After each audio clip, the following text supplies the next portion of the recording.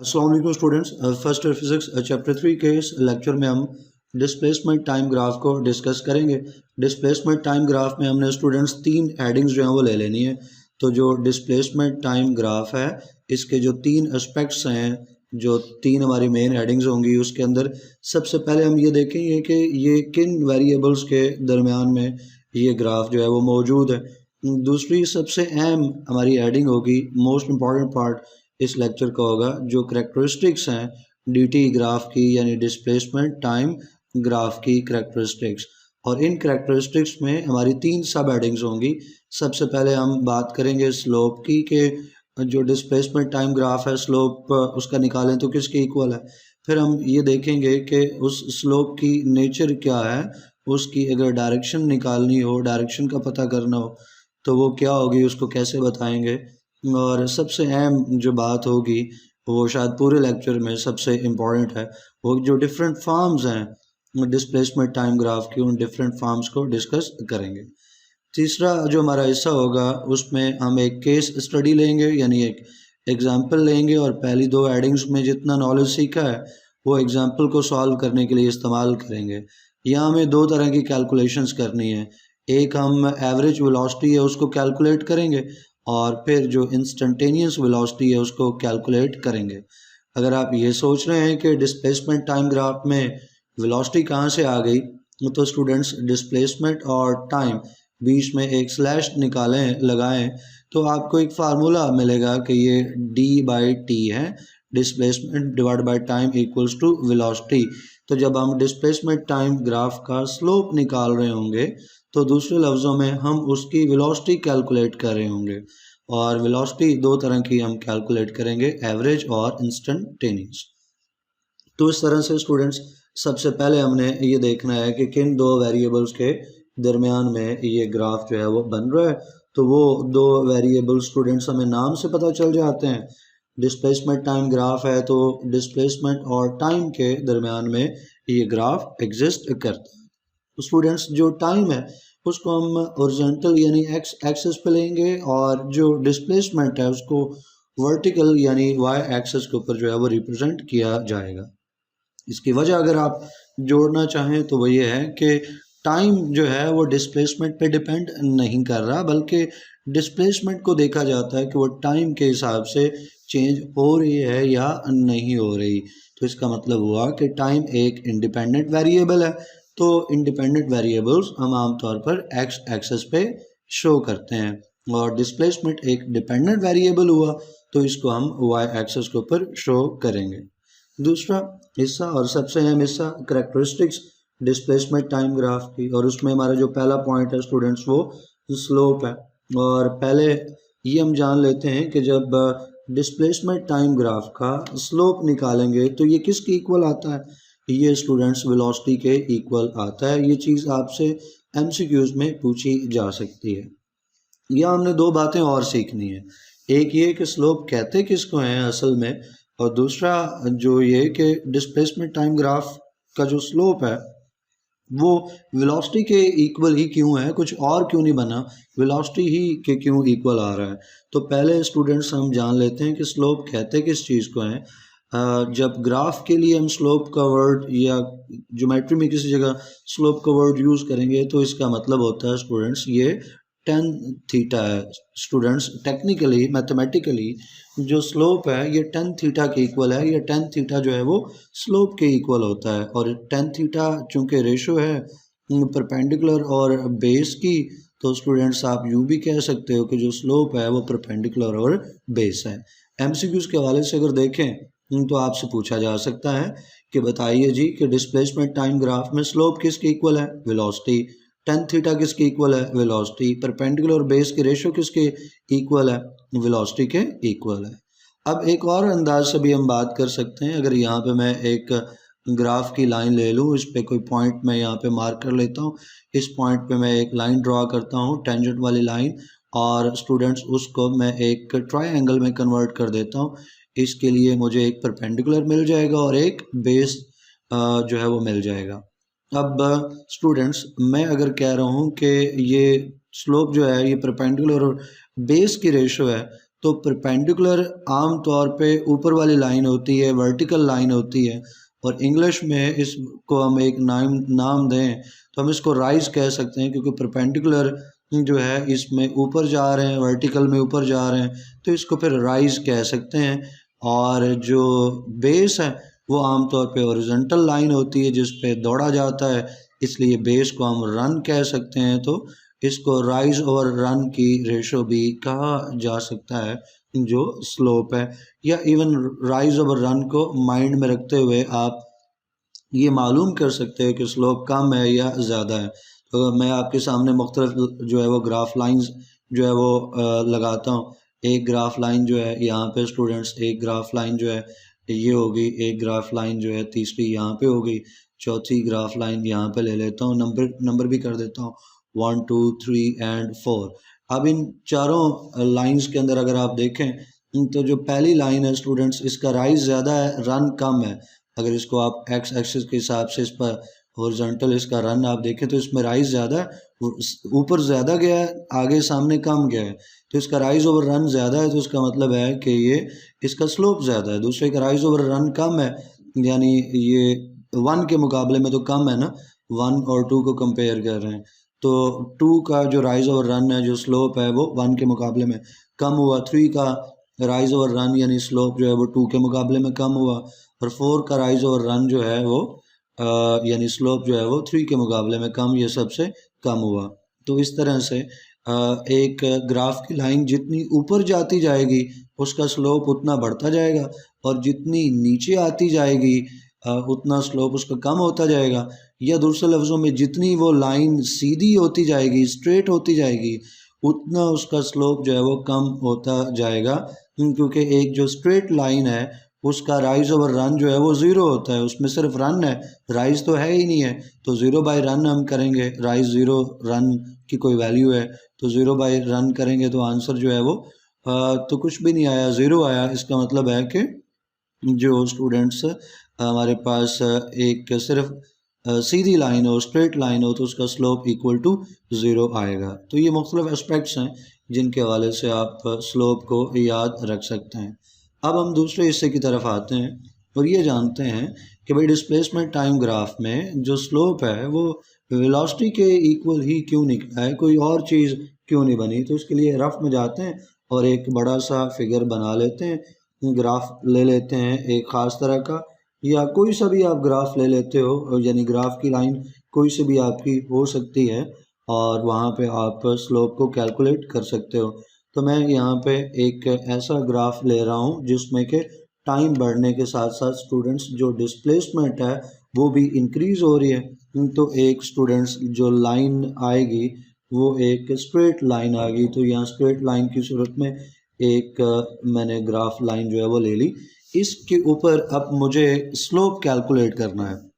ये मेरे सामने ग्राफ है डिस्प्लेसमेंट और टाइम का, और मैं जानना चाहता हूँ कि इसका स्लोप कितना है किसी पॉइंट पे। तो मुझे इसके ऊपर वो पॉइंट, ग्राफ लाइन पे कोई पॉइंट जो है वो सिलेक्ट करना है, जहाँ आपको कहा जाए वहाँ आप वो पॉइंट सेलेक्ट कर लें। अगर आप खुद सेलेक्ट कर रहे हैं तो जहाँ चाहे ले लें, और क्वेश्चन में बोला गया है तो जहाँ बोला गया है उसी जगह पे आपको फिर कैलकुलेट करना है। तो यहाँ पे मैं एक पॉइंट ले लेता हूँ और इस जगह मुझे स्लोप कैलकुलेट करना है। तो मैं क्या करूँगा कि यहाँ पे एक टेंजेंट जो है वो ड्रा कर लेता हूँ। टेंजेंट ड्रा कर लिया और इसको मैं एक ट्रायंगल में कन्वर्ट कर देता हूँ स्टूडेंट्स, ताकि मुझे परपेंडिकुलर और बेस जो है वो मिल जाए। तो मुझे परपेंडिकुलर मिल गया और बेस भी मिल गया। तो परपेंडिकुलर वाली लाइन के 2 पॉइंट्स और बेस वाली लाइन के 2 पॉइंट्स। अब अगर मुझे स्लोप निकालना है ना स्टूडेंट्स, तो इसका मतलब है कि मुझे टेन थीटा जो है वो कैलकुलेट करना है, और टेन थीटा का मतलब है कि मुझे परपेंडिकुलर और बेस की वैल्यूज़ पुट करनी है। और मुझे अब कैसे पता चलेगा कि भाई परपेंडिकुलर की क्या वैल्यू है, तो मैं ये देखूंगा कि परपेंडिकुलर वाली जो लाइन है वो किस एक्सिस के पैरेलल है। तो मुझे पता चलेगा कि परपेंडिकुलर वाली जो लाइन है वो तो जो वाई एक्सिस है उसके पैरेलल है। तो परपेंडिकुलर की लाइन के जो 2 पॉइंट्स हैं, स्केल रख कर मैं सीधी लाइन जो है वो एक खींचूंगा और मैं वाई एक्सिस को जाकर कट कर दूंगा। इस तरह परपेंडिकुलर का दूसरा जो पॉइंट है वहाँ से भी स्केल की मदद से एक सीधी लाइन जो है वो खींची जाएगी और वाई एक्सिस को कट कर दिया जाएगा। तो हमें यहाँ पे वाई एक्सिस का एक सेगमेंट मिल गया। तो परपेंडिकुलर की जो वैल्यू है वो वाई एक्सिस के सेगमेंट की वैल्यू है, यानी अगर वाई एक्सिस के ऊपर डिस्प्लेसमेंट है तो यहाँ डिस्प्लेसमेंट d1 होगा, फ़र्ज कर लो d1 कह दो, यहाँ पे d2 कह दो। अगर मुझे ये सेगमेंट की वैल्यू फाइंड करनी है तो मैं क्या कर लूँगा, d2 माइनस d1 जो है वो मालूम कर लूँगा, जो कि डेल्टा d के इक्वल होगा। तो इस तरह से मुझे पता चल गया कि जो परपेंडिकुलर है उसकी वैल्यू वाई एक्सिस से और वाई एक्सिस से कितनी है वो मुझे पता चल गई। तो जब मैं परपेंडिकुलर की वैल्यू पुट कर रहा हूँ तो असल में मैं पुट कर रहा हूँ value from the Y axis, और वाई एक्सिस से वैल्यू पुट करने का मतलब है स्टूडेंट्स कि मैं डिस्प्लेसमेंट की वैल्यू जो है वो पुट कर रहा हूँ।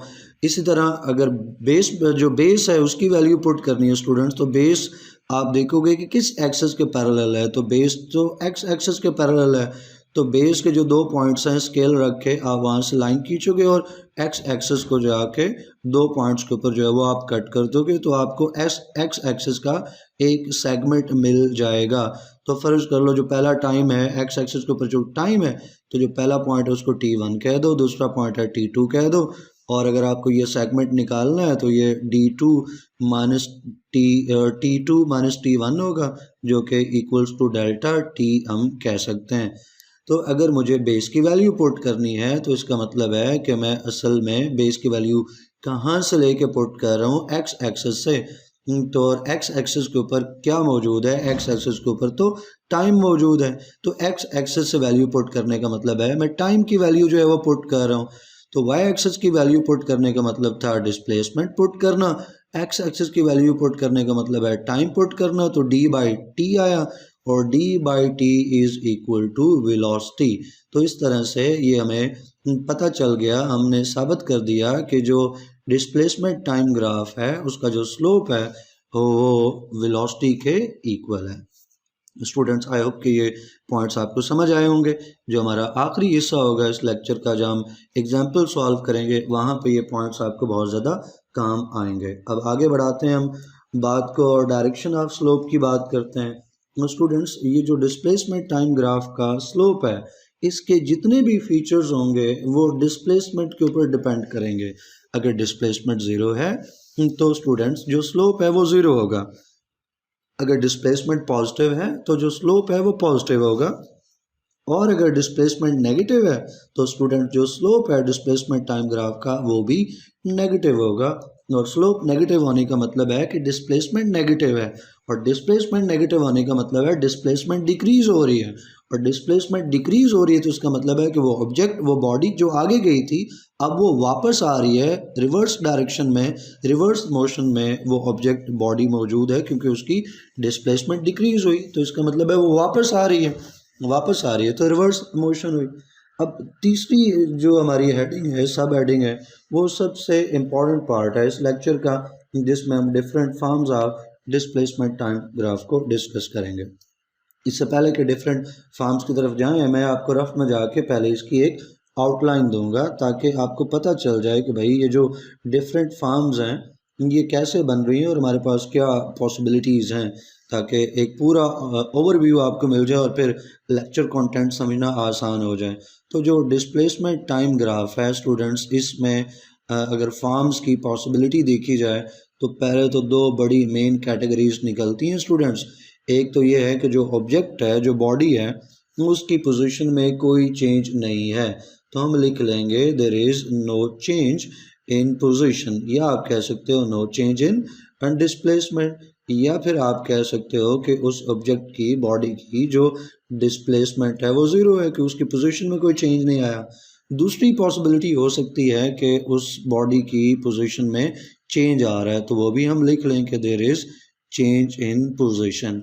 इसके अलावा सोचो अगर कोई तीसरी पॉसिबिलिटी बनती है, यहाँ पे तीसरी कोई पॉसिबिलिटी नहीं बनती, या तो बॉडी की पोजीशन चेंज होगी या नहीं होगी, और अगर उसकी पोजीशन चेंज हो रही है तो यहाँ फिर आगे दो पॉसिबिलिटीज़ बनती हैं कि वो जो चेंज है या तो वो लीनियर चेंज आएगा या फिर वो नॉन लीनियर चेंज आएगा। और अगर आप इनके लिए एक और लफ्ज़ इस्तेमाल करना चाहें तो मैं वो भी आपको बता देता हूँ। लीनियर चेंज आने का मतलब है कि स्टूडेंट्स यूनिफॉर्म चेंज आ रहा है, और नॉन लीनियर चेंज आने का मतलब है कि स्टूडेंट्स नॉन यूनिफॉर्म चेंज आ रहा है। तो इस तरह से हमने दो पॉसिबिलिटीज़ देख ली कि अगर चेंज आ रहा है तो या तो वो लीनियर यूनिफॉर्म चेंज होगा या फिर वो non linear non uniform change होगा। तो अगर तो वो लीनियर यूनिफॉर्म चेंज है, इसमें फिर दो पॉसिबिलिटीज़ निकलती हैं। तो ऑब्जेक्ट की पोजीशन या तो लीनियरली इंक्रीज हो रही होगी या फिर ऑब्जेक्ट की जो पोजीशन है, डिस्प्लेसमेंट है, वो लीनियरली डिक्रीज हो रही होगी। और जो नॉन लीनियर है उसमें कभी इंक्रीज आता है कभी डिक्रीज आता है, लेकिन लीनियर में या तो इंक्रीज होगा या फिर डिक्रीज होगा। तो अगर हम लिस्ट बना लें तो अब हमें चार केसेस मिल गए। पहला केस ये है कि ऑब्जेक्ट जो है उसकी पोजीशन में, उसकी डिस्प्लेसमेंट में कोई चेंज नहीं है, यहाँ एक फॉर्म मिल गई। फिर अगर चेंज आ रहा है तो लीनियर चेंज में, अगर इंक्रीज है तो ये दूसरी फॉर्म बन गई, डिक्रीज है तो ये तीसरी फॉर्म बन गई, और नॉन लीनियर तो एक ही है, उसमें इंक्रीज डिक्रीज दोनों होते हैं, तो ये चौथी फॉर्म बन गई। तो ये 4 forms of displacement time graph है जिनको हम यहाँ पे स्टूडेंट्स डिस्कस करेंगे। और अब आपके माइंड में इसकी एक आउटलाइन बन गई, एक लेआउट बन गया, और इसको अब आप आसानी से समझ सकते हैं। स्टूडेंट्स, जो पहला हिस्सा है वो तो यही है ना कि जो ऑब्जेक्ट है, बॉडी है, उसकी पोजीशन में, डिस्प्लेसमेंट में कोई चेंज नहीं है, टाइम तो पास कर रहा है, ऑब्जेक्ट जहाँ पे था उधर ही खड़ा है, उसकी डिस्प्लेसमेंट, उसकी पोजीशन में कोई चेंज नहीं है। जब उसकी डिस्प्लेसमेंट ज़ीरो है तो स्टूडेंट उसका स्लोप जो है वो भी ज़ीरो होगा। और अगर उसका स्लोप ज़ीरो है, स्लोप इक्वल टू वेलोसिटी है ना, तो अगर स्लोप ज़ीरो है तो इसका मतलब है कि वेलोसिटी ज़ीरो है। इस केस में जो लाइन आती है वो स्ट्रेट लाइन आती है पैरेलल टू एक्स एक्सिस, जैसा कि आप इस फिगर के अंदर देख सकते हैं। ये इस तरह का आपको फिगर दे दिया जाए, आपके सामने ग्राफ हो और आपसे पूछ लिया जाए कि ये किस तरह की सिचुएशन को इंडिकेट करता है। एक तो आप देखें कि ये ऊपर मीटर है, यानी ये एक्स डिस्प्लेसमेंट को रिप्रेजेंट कर रहा है, और ये टाइम सेकंड टी जो है वो टाइम को रिप्रेजेंट कर रहा है। तो पहचान लिया कि ये डिस्प्लेसमेंट टाइम ग्राफ है। फिर हम देख रहे हैं कि यहाँ पे मिसाल के तौर पे कोई वैल्यू है, लेट्स से कि 10 मीटर कोई डिस्प्लेसमेंट है, टाइम ज़ीरो था, 10 टाइम 1 सेकंड हुआ, फिर भी टाइम टाइम जो है वो 5 सेकंड हुआ, डिस्प्लेसमेंट उधर की उधर, टाइम पास हो रहा है, बॉडी उधर की उधर है, इसका मतलब है डिस्प्लेसमेंट में कोई चेंज नहीं आया। डिस्प्लेसमेंट में चेंज नहीं है तो इसका मतलब है कि स्लोप ज़ीरो है, स्लोप ज़ीरो है, वेलोसिटी ज़ीरो है। और राइज और रन की सेंस में देखें तो स्टूडेंट्स इसमें तो सिर्फ आगे ही लाइन है, राइज तो है ही नहीं है, सिर्फ रन है। तो सिर्फ रन है, राइज है ही नहीं है, तो स्लोप फिर ज़ीरो निकला, और उस केस में जो वेलोसिटी है वो भी ज़ीरो वेलोसिटी हुई स्टूडेंट्स। इसके बाद दूसरी जो पॉसिबिलिटी है वो ये है कि पहली पॉसिबिलिटी क्या थी कि कोई चेंज नहीं आ रहा, अब है कि डिस्प्लेसमेंट में चेंज है, चेंज या तो लीनियर होगा या फिर नॉन लीनियर होगा। तो पहले लीनियर वाले चेंज को देख लेते हैं कि लीनियर यानी यूनिफॉर्म तरीके से डिस्प्लेसमेंट के अंदर चेंज है, उसमें या तो इंक्रीज होगा या डिक्रीज होगा। तो पहले हम लीनियर इंक्रीज देखते हैं। अगर लीनियर इंक्रीज है तो इसका मतलब है कि जैसे जैसे टाइम बढ़ रहा है डिस्प्लेसमेंट भी वैसे वैसे बढ़ रही है, और अगर टाइम के साथ डिस्प्लेसमेंट बढ़ती है तो पॉजिटिव डिस्प्लेसमेंट होगी with the passage of time, और जो स्लोप होगा स्टूडेंट्स वो कांस्टेंट होगा, क्योंकि लीनियर तरीके से इंक्रीज आ रहा है। लीनियर यानी यूनिफॉर्म, यूनिफॉर्म यानी कांस्टेंट, तो स्लोप जो है वो कांस्टेंट है। अगर स्लोप कांस्टेंट है, स्लोप लीनियर है, डिस्प्लेसमेंट लीनियर है, तो इसका मतलब है कि जो वेलोसिटी होगी वो लीनियर होगी। अगर स्लोप यूनिफॉर्म है तो वेलोसिटी यूनिफॉर्म होगी, डिस्प्लेसमेंट यूनिफॉर्म है तो वेलोसिटी यूनिफॉर्म होगी। अगर डिस्प्लेसमेंट पॉजिटिव है, लीनियर है, यूनिफॉर्म है, तो वेलोसिटी भी स्टूडेंट्स लीनियर यूनिफॉर्म यानी पॉजिटिव होगी, जैसा कि आप इस केस में देख सकते हो। जो फिगर आपके सामने है, डिस्प्लेसमेंट है, टाइम है, रिकग्नाइज कर लिया, जैसे जैसे टाइम बढ़ रहा है वैसे वैसे ये जो लाइन है हमारी ग्राफ वाली, जो ग्रीन लाइन है, ये ऊपर को जा रही है।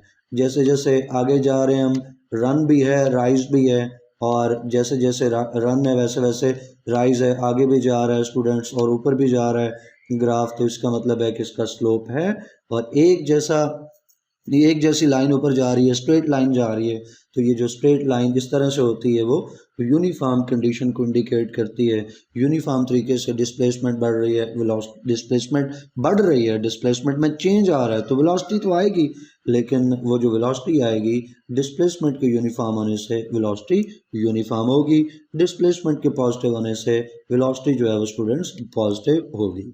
अब दूसरी इसमें ये पॉसिबिलिटी है कि लीनियर इंक्रीज की जगह हो लीनियर डिक्रीज।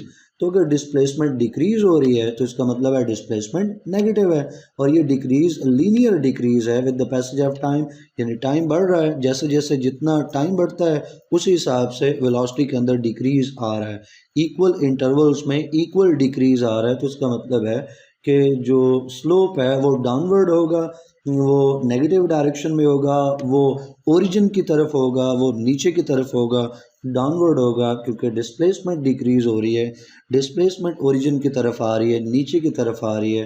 तो हम कह सकते हैं कि जो ऑब्जेक्ट है वो अप्रोच कर रहा है रेफरेंस पॉइंट की तरफ, यानी ओरिजिन की तरफ, नीचे की तरफ आ रहा है, और वो हो सकता है कि उसको पास भी कर जाए। अगर उसको पास कर जाता है तो जो डिस्प्लेसमेंट है वो फर्दर नेगेटिव हो जाएगी, जो वेलोसिटी है वो फर्दर नेगेटिव हो जाएगी, और वेलोसिटी जो है वो नेगेटिव है, लेकिन चूंकि लीनियर डिक्रीज है डिस्प्लेसमेंट में, या आप कह लो यूनिफॉर्म डिक्रीज है डिस्प्लेसमेंट में, तो उससे वेलोसिटी होगी तो नेगेटिव लेकिन यूनिफॉर्म होगी। तो जो फीचर डिस्प्लेसमेंट का वही फीचर वेलोसिटी का। डिस्प्लेसमेंट डिक्रीज हो रही है तो वेलोसिटी डिक्रीज हो रही है, डिस्प्लेसमेंट नेगेटिव है तो वेलोसिटी नेगेटिव है, डिस्प्लेसमेंट यूनिफॉर्म है तो वेलोसिटी यूनिफॉर्म है।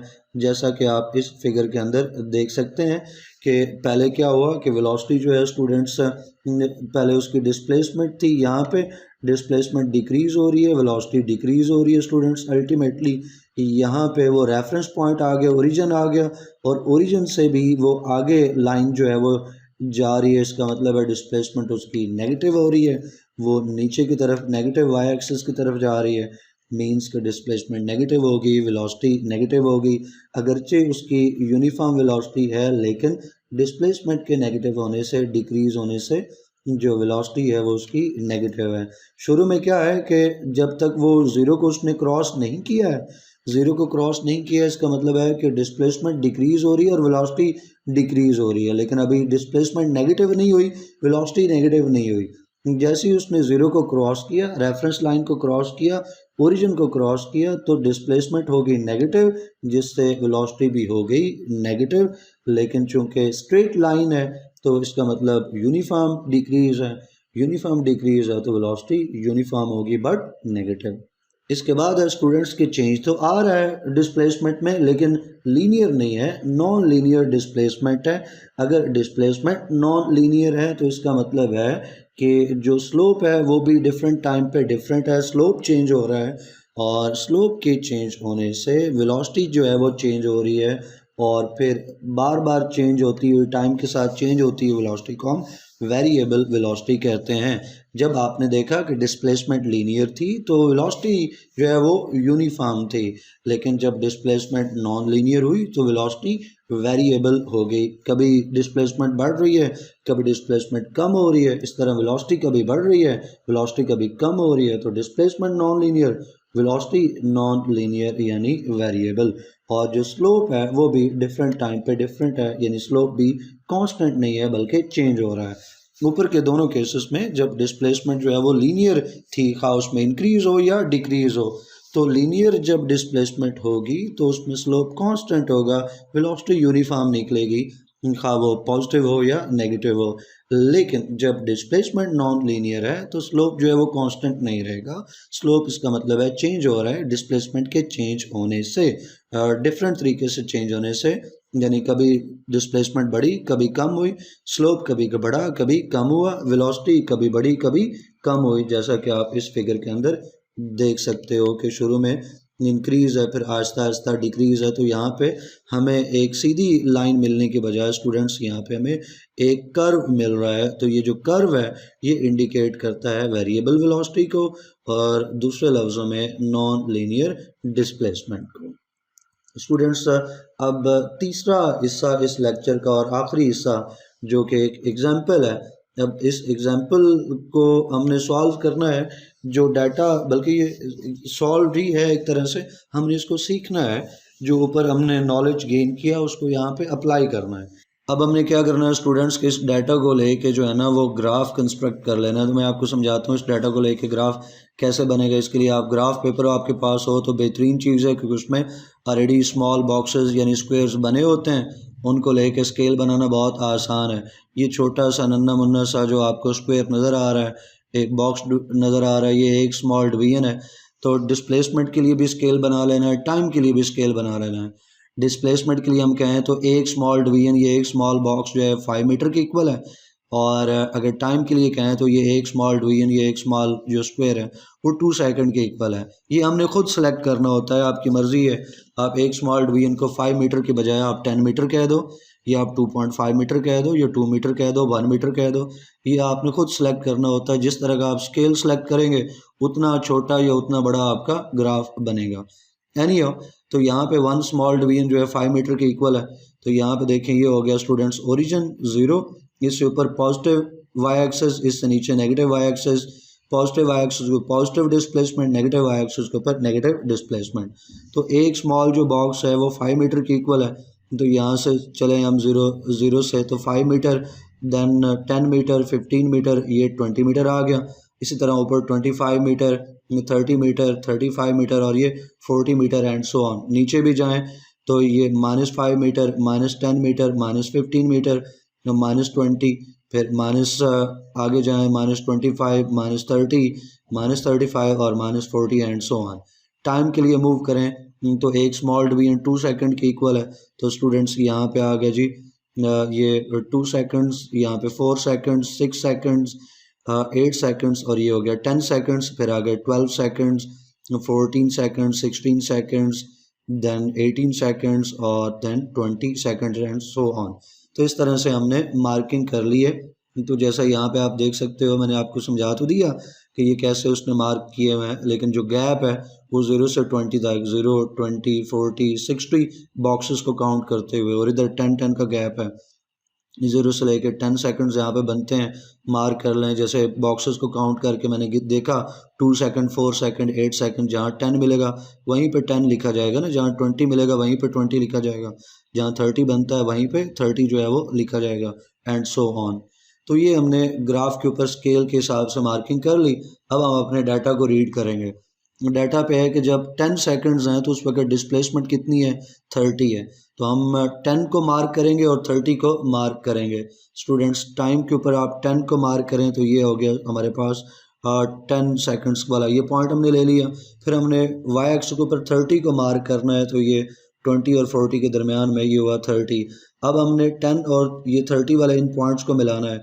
इस 10 को लेके जाएंगे ऊपर स्केल से, या एक नॉर्मल लाइन पेंसिल से लेंगे, और इधर से भी इसको लेंगे, और जहाँ पे ये दोनों लाइंस टच करेंगे वहाँ पे हम ग्राफ की लाइन का एक पॉइंट जो है मार्क कर लेंगे। पहला पॉइंट है पॉइंट ए। फिर हम आगे अपने डाटा को रीड करेंगे। फिर हमें कहा गया कि जब टाइम जो है वो 20 सेकंड है, ये पॉइंट बी है, और इस वक्त डिस्प्लेसमेंट जो है 52 है। तो हम 20 को मार्क करेंगे और 52 को मार्क करेंगे, और फिर इन दोनों को कनेक्ट कर देंगे। तो 20 वाला मिला पॉइंट हमें, ये इसको मार्क कर लिया। फिर 52 वाला पॉइंट जो है वो 60 से थोड़ा सा नीचे हमें, और जो 40 और 60 के दरमियान में हमें 50 मिलेगा, और 50 से थोड़ा सा ऊपर हमें 52 जो है वो मिल रहा है। तो अब ये लाइन जो है वो सामने खींची जाएगी, 20 से लाइन को ऊपर ले जाया जाएगा, जहाँ दोनों कट करेंगे वो पॉइंट बी हम मार्क कर लेंगे।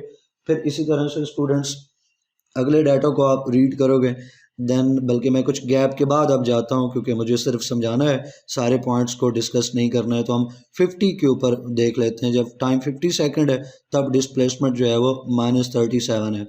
तो 50 सेकंड को मार्क करेंगे और -30 को जो है 37 को मार्क करेंगे। तो 50 हो गया स्टूडेंट्स, ये 50 को मार्क कर लिया, और -57 आई गेस 57 नहीं -37 है। तो -37 को हम देखेंगे कि जी कहाँ मिलता है। तो 20 और 40 के दरमियान में ये हुआ 30, और -37 है तो 40 से थोड़ा सा पहले यहाँ पे कहीं पे होगा। तो ये लाइन हम सीधी खींचते जाएंगे और ऊपर से 50 वाली लाइन को नीचे नीचे लाते जाएंगे और जहाँ जहाँ दोनों कनेक्ट करेंगे तो वो -37 वाला पॉइंट हो जाएगा, उसको ई कह दिए। इसी तरह बाकी पॉइंट्स भी हैं। जब ये सारे पॉइंट्स हो गए फिर एक लाइन की मदद से, एक कर्व लाइन से इनको कनेक्ट कर दिया जाएगा यूं, तो एक कर्व लाइन स्टूडेंट्स हमें मिल जाएगी जो यहाँ पे आप देख सकते हो, जो इन सारे पॉइंट्स को कनेक्ट कर रही है। इस तरह से ये ग्राफ जो है बनाया जाता है या बनाया गया है। आई होप कि ये अब आपको समझ आ गया होगा। अब इस ग्राफ को हमने एनालाइज करना है। बनाने का तरीका तो हमने सीख लिया, एनालाइज करना है। इसमें हमने वेलोसिटीज कैलकुलेट करनी है, एवरेज और इंस्टेंटेनियस वेलोसिटी। तो पॉइंट्स को जो है लेकर हमने प्लॉट तो कर लिया ग्राफ, जैसा आप यहाँ पे देख सकते हो। और अब हम वेलोसिटी जो है वो कैलकुलेट करेंगे। पहले एवरेज वेलोसिटी, तो देखो कितने पॉइंट्स हैं, बहुत ज़्यादा पॉइंट्स हैं। तो कोई से दो पॉइंट्स की एवरेज वेलोसिटी आप कैलकुलेट कर सकते हो। ए से बी, बी से सी, सी से डी, डी से ई, कोई से दो पॉइंट्स में आप एवरेज वेलोसिटी कैलकुलेट कर सकते हो। और आप पूरी जर्नी की एवरेज वेलोसिटी कैलकुलेट कर सकते हो। पूरी जर्नी की एवरेज वेलोसिटी कैलकुलेट करो तो वो ए से लेके स्टूडेंट्स एफ तक होगी। तो ए से लेके एफ तक जो लाइन है वो उस एवरेज वेलोसिटी को रिप्रेजेंट करेगी।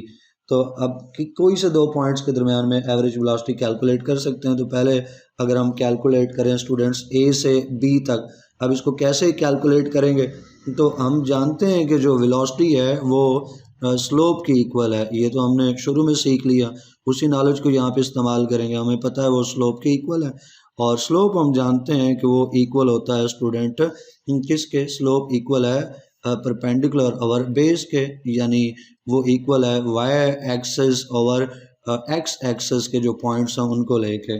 तो इसी तरह हम ए और बी के वो जो दो पॉइंट्स हैं उनको मार्क कर लेंगे और वहाँ से जो वैल्यू है वो कैलकुलेट कर लेंगे। ए और बी के दरमियान में एक ट्राइंगल आप जो है वो बना सकते हो। यहाँ से अगर ट्राइंगल बना लो तो आपको पता चल जाएगा कि ये परपेंडिकुलर जो है वो कितना बन रहा है, और यहाँ पे जो बेस है उसकी वैल्यू जो है वो कितनी बन रही है। तो परपेंडिकुलर ये हो गया, उसके दो पॉइंट्स हो गए, और बेस जो है वो ये हो गया। जैसे आपको समझाया था वैल्यूज लेना, उस तरह आप बेस की वैल्यू ले लें। तो आप नीचे लाइन ले आते हैं तो 10 को कट किया, यहाँ पे लाइन ले आते हैं तो उसने 20 को कट किया। ये हो गया, फ़र्ज कर लो T1 या TA कह लो इसको, ये हो गया T2 या इसको TB कह लो, आपकी मर्ज़ी है। इन दोनों का डिफरेंस अगर निकालें तो T2 माइनस T1, ये डिफरेंस ही तो हमें चाहिए। और फिर परपेंडिकुलर की वैल्यू निकालनी है तो यहाँ से लेके यहाँ तक हम देखें, सीधी इस पॉइंट से सीधी वाई एक्सिस तक एक लाइन लेके जाएं तो यहाँ पे उसने 30 को कट किया, और ऊपर से यहाँ पे इसको लाइन को खींचते जाएं तो ये तकरीबन 50 से थोड़ा सा ऊपर 52 के ऊपर उसने कट किया। तो हमें पता है कि यहाँ पे क्या वैल्यू है 30, यहाँ पे क्या वैल्यू है 52। तो इस डिस्प्लेसमेंट को D1 कह दो या DA कह दो, इस डिस्प्लेसमेंट को D2 या DB कह दो, आपकी मर्ज़ी है। इनका डिफरेंस निकालोगे D2 माइनस D1 तो आपको परपेंडिकुलर की वैल्यू मिल जाएगी, ये इक्वल टू परपेंडिकुलर आ जाएगा।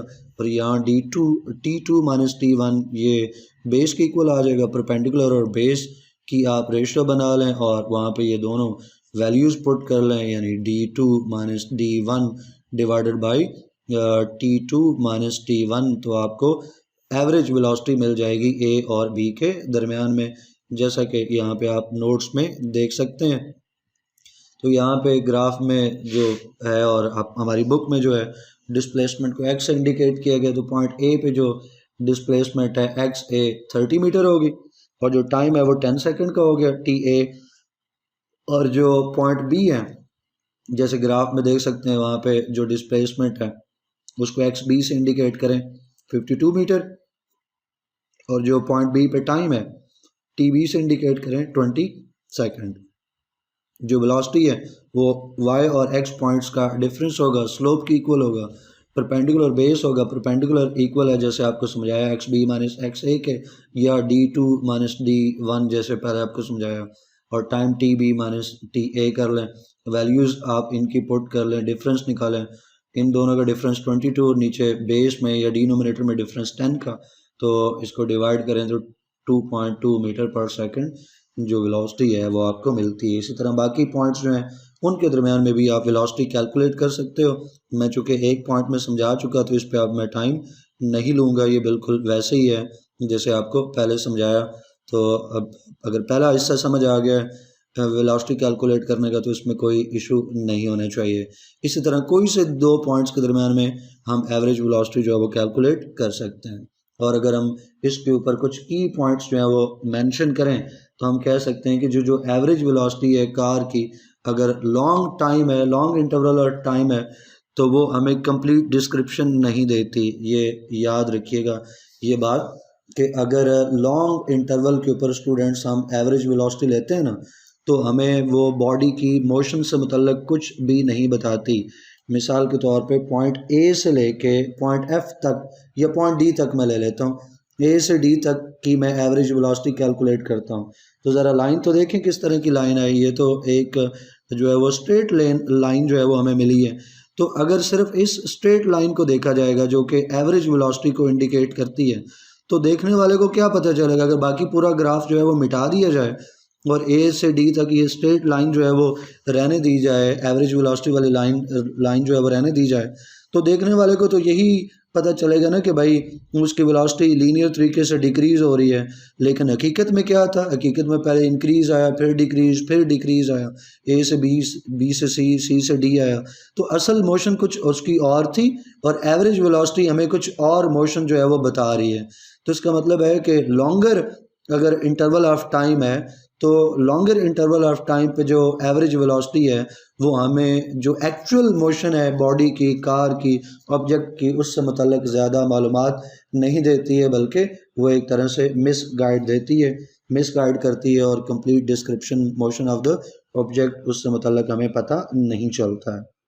दूसरा पॉइंट ये है कि बच्चे अगर आपको एग्जैक्टली जो मोशन है वो जाननी है तो जितने भी इंस्टेंट ऑफ टाइम है, जितने भी ये इंटरवल्स हैं 0 से 10 सेकंड का, फिर 20 सेकंड का, 30 सेकंड का, हर एक इंस्टेंट ऑफ टाइम के ऊपर आपको वेलोसिटी जो है वो कैलकुलेट करना होगी।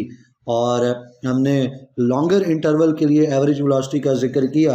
अब अगर एवरेज वेलोसिटी शॉर्टर इंटरवल के लिए हम लें तो वो स्टूडेंट्स जो है वो मैग्नीट्यूड और डायरेक्शन में डिफरेंट होगी एट डिफरेंट पॉइंट्स। मिसाल के तौर पे आप इस कर्व लाइन को देखो तो शॉर्टर इंटरवल में अगर आप देखो बच्चों तो जो यहाँ से लेके यहाँ तक देखो मैग्नीट्यूड ऑफ वेलोसिटी और है, डायरेक्शन और है। बी से सी में देखो मैग्नीट्यूड और है, डायरेक्शन और है। सी से डी में देखो मैग्नीट्यूड और है, डायरेक्शन और है। डी से ई में मैग्नीट्यूड और डायरेक्शन और, ई से एफ में मैग्नीट्यूड और डायरेक्शन और। तो इसका क्या मतलब है कि शॉर्टर इंटरवल में जो एवरेज वेलोसिटी है डिफरेंट पॉइंट्स पे हम कंपेयर करें इस शॉर्टर इंटरवल की दूसरे शॉर्टर इंटरवल के साथ एवरेज वेलोसिटी कंपेयर करें तो मैग्नीट्यूड और मिलेगा और डायरेक्शन भी और मिलेगी। और अगर लॉन्गर इंटरवल पे ऊपर हम कंपेयर करें, मैं यहाँ दो लॉन्गर इंटरवल ले लेता हूँ, मैं ए से लेता हूँ एफ तक और फिर मैं ए से लेता हूँ ई तक। तो एक ए से ई तक हमने लाइन ड्रा कर ली और ए से एफ तक मैं लाइन जो है वो ड्रा कर लेता हूँ। अब आप देखो तो आप एक जैसी लाइन नहीं मिल रही, तकरीबन ए से ई तक जैसी लाइन है वैसे ही ए से एफ तक है। तो लॉन्गर अगर इंटरवल ऑफ टाइम है तो लॉन्गर इंटरवल ऑफ टाइम्स दो अगर आप इंटरवल लेते हैं लॉन्गर तो उस केस में जो एवरेज वेलोसिटी होगी उसका मैग्नीट्यूड जो है और डायरेक्शन वो तकरीबन एक ही जैसी आपको मिलेगी, ज़्यादा डिफरेंस नहीं मिलेगा। लेकिन शॉर्टर इंटरवल में अगर आप देखते हो तो फिर आपको शॉर्टर इंटरवल्स को लेके जब एवरेज वेलोसिटी आप कंपेयर करते हो तो मैग्नीट्यूड भी डिफरेंट मिलेगा, डायरेक्शन भी आपको डिफरेंट मिलेगी डिफरेंट पॉइंट्स के ऊपर। तो ये चीज़ भी आपको समझ आ गई स्टूडेंट्स। अब बात आगे बढ़ाते हैं। ये देखें ये वही लाइन है जो अभी हम डिस्कस कर रहे थे कि शॉर्टर इंटरवल में डायरेक्शन डिफरेंट है, मैग्नीट्यूड डिफरेंट है। तो ये मैं ऊपर एक्सप्लेन कर चुका। फिर आगे जो एवरेज वेलोसिटी है लॉन्गर इंटरवल ऑफ टाइम पे तो वो ऑल पॉइंट्स पे तकरीबन एक ही जैसी रहती है। जैसे थोड़ी देर पहले मैंने आपको दो पॉइंट्स लेकर समझा दिया स्टूडेंट्स के, यहाँ पे भी वही दो लाइनें ली गई हैं। ए से लेके अगर आप उसको ई तक देखते हो, ए से ई तक, फिर ए से एफ तक देखते हो तो मैग्नीट्यूड और डायरेक्शन में ज़्यादा फ़र्क नहीं है।